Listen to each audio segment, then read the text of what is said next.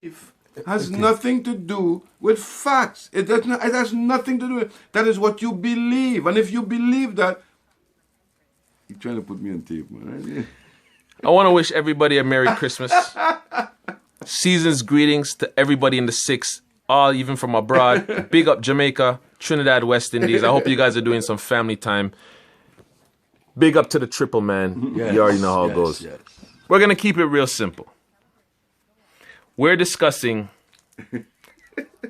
where life came from. I'm sitting here with a very avid and proud atheist. He is my buddy. He's been my boy from time. Every time we sit down to talk about this, we never agree. Triple OG has weighed in. He's going back and forth. So he's on the fence, but he's open. This man's not open. So here's my thing, guys.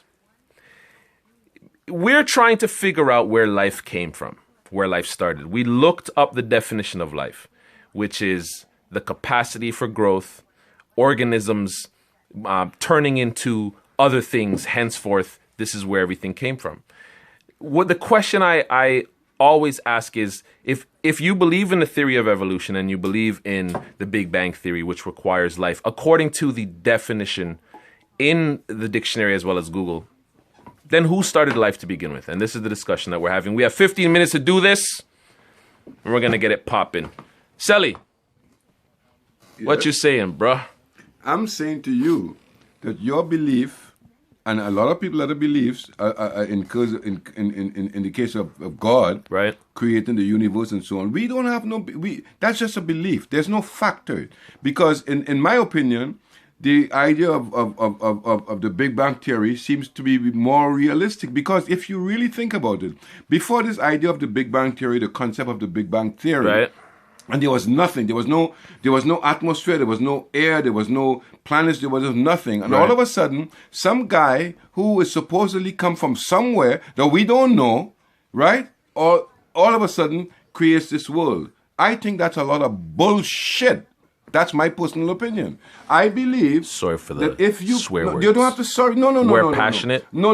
You don't have to be sorry. I don't have video editor right now. Do not interject in my feelings and my theory. If you believe that some guy from wherever this person came from decided to create the world, there was nothing here, and this person created the world, then that's your belief. My belief is that, yes, the Big Bang Theory seems to be more practical and more scientifically proven, and there's a lot of things in the Bible that really, and when you look at it, has been really bastardized from a lot of other cultures that were around before. Talking about the Ark, for example, Noah's Ark, we all realize that's bullshit. Give me a sec. Give you a second. Now, he touched on a few things. He brought up science, and I want to make sure that I throw this in. I'm a guy that likes to get to the nitty-gritty, right? If the opposition, which is science, opposes the theory of creation, I can use science to support the theory of God because bullshit. I made you speak for. Okay, go ahead. Sorry for the swearing. This guy's older than me and he's behaving like a child. Anyway, I hope you give me the opportunity to speak after. Okay, let me finish. Folks, there is a scientific term called the law of biogenesis. Okay, feel free to look it up, because anything I say I stand on. Right. One thing I like about Selwyn is that one of his taglines is that beliefs cannot change facts. No. But facts should be able to change beliefs. It is a scientific fact, the law of biogenesis. It clearly states that life cannot come from non-existent life. Life in itself has to come from life already existing. So if we know the definition of life, and we know the definition of biogenesis, which is science, my question to atheists, Hinduisms, with all due respect, and anybody who opposes God or creation or Christianity, where did life actually begin? If we're using the actual definitions of life and biogenesis.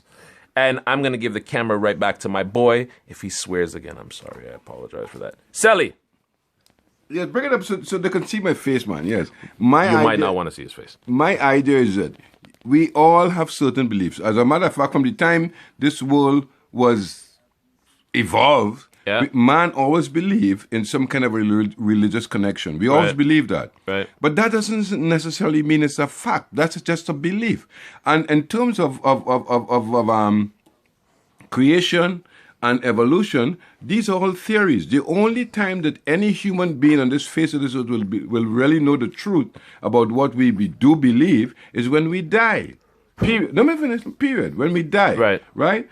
And as far as I'm concerned, your belief in religion and your belief in the theory of evolution, in the theory of creation, that's your belief. I don't believe that. I think it's all bullshit. I don't believe there's a God. I don't believe there's a devil, and I don't believe there's a heaven. Gotcha. I don't believe that. No, hold on. Triple. No, I'm not responding. Triple wants to weigh in. I wanted to weigh in a little bit on that quickly, where he says that because, we have had proof that people have died and came back to life, explaining that they have seen a supernatural being, a light.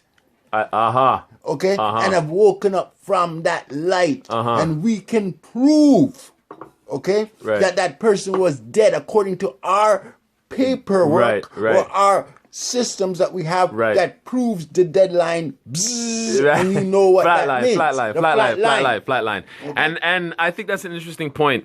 In fact, and this is a true story, I had an aunt pass away not too long ago. May she rest in peace, Aunt Madge. Big up. And there was a time when she was passing, she actually turned to my cousin and she said, Do you see the angels? And my cousin said, no, Mama, I don't see them. And she said, you don't see them? They're right there. They're 7. There's another situation where the Russian guy Putin, one of his spies, was poisoned, and the last words of that spy that was dying from the poison was that he could hear the angel's wings. Now, these people have since passed, so there's no way we can call them up and verify this. But I just want to say that when we're actually looking at this, I believe we should start from the very beginning. Christianity speaks of creation and gives a reasoning behind how this has begun, how life has started. Evolutionists and evolutionists and the Big Bang theorists, remember, even the Big Bang Theory cannot happen without life, because the definition of life means the capacity for growth. If evolution was correct, and I don't think I'm recording, I am.